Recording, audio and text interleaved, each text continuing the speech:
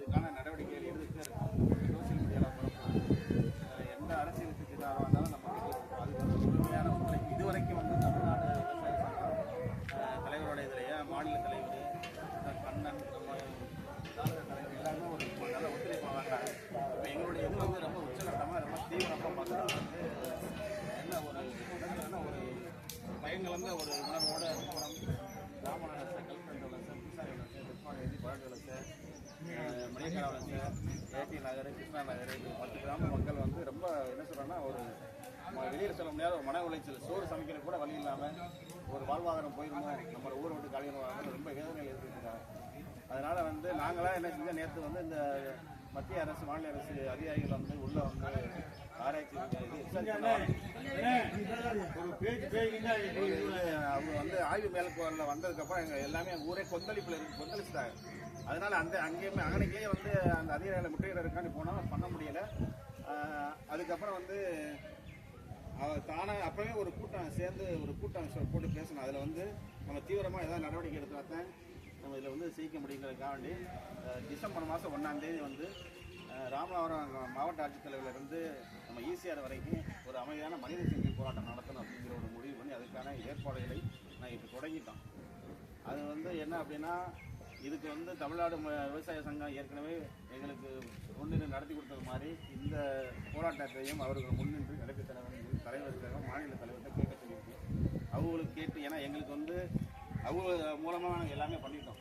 இது வரைக்கும் பண்ணது எல்லாமே அவங்களுடைய தலைமையில் அவங்கள வச்சு தான் பண்ணியிருக்கோம். இந்த போராட்டத்தை நாங்கள் தனியாக எடுத்து முன்னிறுத்த நாங்கள் விரும்பலை. அதனால் வந்து இப்போ மாவட்ட துணைத் தலைவர் அவங்க மாநில தலைவர்கிட்ட பேசி டிசம்பர் மாதம் 1ஆம் தேதி நடக்க வைக்கிற அந்த மனித சங்கிலி போராட்டத்துக்கு தமிழ்நாடு விவசாய சங்கம் இப்போ உருவாக்கிக்கிற தென்னை விவசாய சங்கம் எல்லாருமே வந்து ஒருமித்த ஆதரவோடு அந்த மனித சங்கிலி போராட்டத்துக்கு ஆதரவு தரம்போது இந்த நேரத்தில் ஒரு கோரிக்கையாக வைக்கின்றேன். இந்த கோரிக்கையை நீங்கள் வந்து மாநில நிர்வாகிகிட்ட பேசி இப்போ அனுமதி வாங்குறத நாங்கள் வெயிட் பண்ணிக்கிட்டு இருக்கோம். இந்த தமிழ்நாடு விவசாய சங்கம் இது முன்னேறி நடத்துது அப்படின்னு சொல்லிட்டா நாங்கள் வந்து உங்கள் இதில் வச்சு அனுமதி வாங்கி அந்த போராட்டத்தை நாங்கள் முன்னிட்டு நடத்திடுவோம். அப்படி ஒரு கால் தமிழ்நாடு விவசாய சங்கம் வந்து இந்த போராட்டத்தில் நடத்துறதுக்கு எங்களுக்கு முடியலை அல்லது வந்து கலந்துக்க முடியலை அப்படின்னு சொல்லிட்டா நாங்கள் தனிப்பட்ட முறையில் 10 கிராமங்கள் சார்பாக ஒரு காவல்துறையோட அனுமதி வாங்கி இந்த போராட்டத்தை நடத்துறது அப்படிங்கிற முடிவுக்கு வந்துருக்கோம். ஏன்னா இது வந்து எங்கள் வாழ்வாதார பிரச்சனை. 10 கிராமத்தில் உள்ள மக்கள் ரொம்ப வந்து ஒரு கொந்தளிப்போட ஒரு மனநிலையில் இருக்காங்க. எங்கள் ஊரில் ஒரு சின்ன சோறே ஆக்கலை.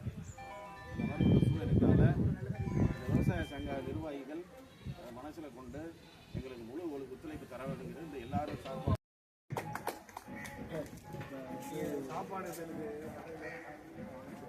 எதுவும் பதில் சொல்லலை. வாங்க அப்படின்னு கூப்பிட்டாரு. அப்புறம் கொண்டு மனு கொடுங்க நான் பேசுகிறேன் அப்படின்னு பதில் சொல்கிறேன் அப்படின்னாரு. மனு வாங்கிட்டு பதில் சொல்லலை வந்து போங்க பதில் சொல்கிறேன் அப்படிங்கிற மாதிரி வாங்கி வச்சுட்டாரு.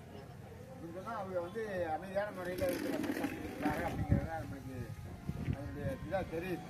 இன்னும் பகிரங்கமாக பதில் சொல்லவே மாட்டேங்கிறாங்க. இல்லை இதெல்லாம் மூவ் பண்ணுறோம் அல்லது வந்து இன்னும் எங்களுக்கு முதல்ல வந்து இதுவரையும் தகவலே இல்லை. எங்களுக்கு தகவல் இல்லை, உங்களுக்கு எப்படி தகவல் வந்துச்சுன்னு கேட்டது கலெக்டர் தான்.